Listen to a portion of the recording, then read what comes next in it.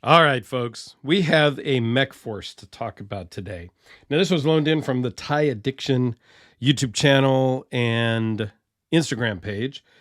And the first thing I want to point out, we're going to talk all about this in just a second. So stay tuned for that. But the first thing I want to point out is the way they did the box. They put this little tab here so that you can actually open it. There are so many boxes in this type of configuration where there's no finger grooves to grab the bottom or anything, and you're sitting there and you're shaking it and you're going like this forever. And especially when it's empty and the knife is not inside of it, you're shaking for days. Well, they were cool and they put this piece of tape, this thing there, and off you go. That's awesome. And the more I look at it, I hope that that's not something that Chris put on there. And I hope that that is something that Mechforce did, now that I've just talked about what a great idea that was. Hi, guy. Anyway, here's a little bit of the specs. Here is the actual part number. And it's partially made in the USA, which we probably won't even really touch on because I couldn't find those specifics on their website. But we will talk about all the specs and kind of a normal Dirk review video that I haven't really done lately because I've been doing just compare this to that and just kind of random stuff because, quite frankly, I'm behind on filming and been crazy busy at work. I'm exhausted. So anyway, let's just get to it. So this is the Mechforce. We're going to go through the specs really quick first. It's 4 5/8 closed, 8 1/8 overall, 3.47-inch blade, 3.28 cutting edge, 0.023 behind the edge. The blade thickness is 0.154. Beautiful M390 blade steel. Weighs in at 4.3 ounces. Overall thickness is 0.525, and it runs on bearings. There you go. Just kind of rolls right off the tongue now, doesn't it? It's super comfortable in the hand, and it works really well in the pocket. They claim, or they advertise it as a deep carry pocket clip. Okay, I mean, it is rather deep. So that is cool. One of the details that I really do like about it myself is this hidden, if you will, lanyard attachment point. It's just a little tab on the backspacer that comes off with a hole in it. So I think that's just kind of genius. I don't like the look of a lanyard hole myself. Okay. I don't use them. I just don't really like the look of them. But when they're hidden like this and it gives you the option of putting something through, that way the lanyard guys are still happy and us non-lanyard guys are happy. This is the marbled carbon fiber. These run about $350, which is not bad. They advertise a unique hidden hardware system.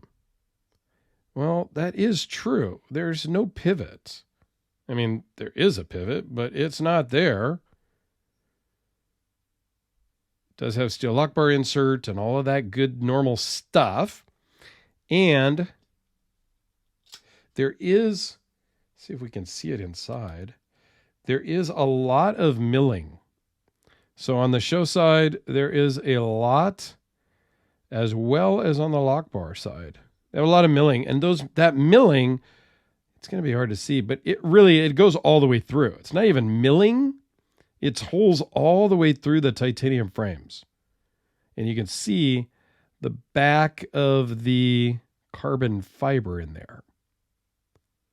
So yeah, there's a lot of weight savings in there. You can see a little bit of marks on the blade because Chris uses his junk. And this is a good user knife. Now, I think their unique system here is that the carbon fiber is literally just attached inside. Like it's glued or some adhesive. Right up in here, you can see a little bit of that adhesive there in the edge that kind of pressed through, if you will, when the carbon fiber was applied. I believe that is how it is attached. They don't say. But that's the only thing that makes sense to me. So, for cleaning, for disassembly, you're going to have issues. There is a over travel stop built into the lock bar stabilizer, the lock bar insert. So, yeah, it's an interesting knife. Now, the action, the only way I can describe it is sluggish. Like, it opens every time. It's fine. You may misfire it once in a while, but all in all, it works fine, but it doesn't just snap open. Doesn't just fly open. It's just kind of just comes out, takes its time. Here, this is snappy. It feels snappy. It's instantly open. This guy, it just kind of takes its time and comes out. This one's number 73. It has a 73 in there in the backspacer that's hard to see without the light. The hole in the blade is pretty much useless. I mean, yeah. Spidey flicking it. It's not even in the right spot for that. So I don't understand the hole in the blade or this cutout. Like, that stuff I don't really understand. This could have just been more flat. I guess that's really just a finger groove to make it a little more comfortable in that regard. But this could have almost been straight across because there's really there's no need for this. You cannot use that thumb hole for anything. I don't know, it's kind of weird. But when I did the unboxing of this, I'll do some size comparisons as I talk about that with the Sharpie and the Spyder Cordelica. But when I did the unboxing of this and the tactile turn rock wall, all the comments were all about the Mechforce. So I figured I would do that one first. Here's the Kubi KB237. And this one really is a snappy open. Just the sound is different than the Mechforce.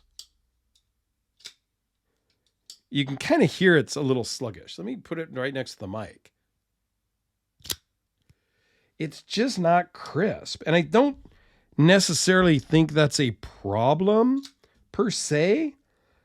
Like, it's not like this one is a lemon. I think that's just how they are. This is the VC Edge interface. And because we're here and we're talking carbon fiber, let's just do the Hellraiser. Haven't brought the Hellraiser out for a comparison here in a little bit. So there you go with the production Hellraiser. And sure, how about the custom Hellraiser? Just because. That'll make Professor EDC happy because he loves to see the Hellraisers. So Chris, thanks for loaning this in. It's been very interesting. I do like it. The action to me isn't great. And the inability to open it, to take it apart, doesn't necessarily bother me, but it kind of bothers me. I don't normally take my stuff apart, so I don't think it's a big, huge rub, but it might be to you. Let me know down below. Okay, here is the rest of the story. If you actually look at all the paperwork that comes with it, it tells you how to take it apart. And yes, you need to open the knife. You need to take an Allen head, stick it in here, and push the scale off through that hole right there. And that will pop this scale off. And when you put it back on, you will use this 3M adhesive to pop it back on. They give you extra adhesive for both sides. So sometimes us guys need to read the directions. But now you know. So it's got some cool stuff and it is interesting. But again, you got to peel this on and off. Maybe you can order some extra adhesives from them. I don't know. But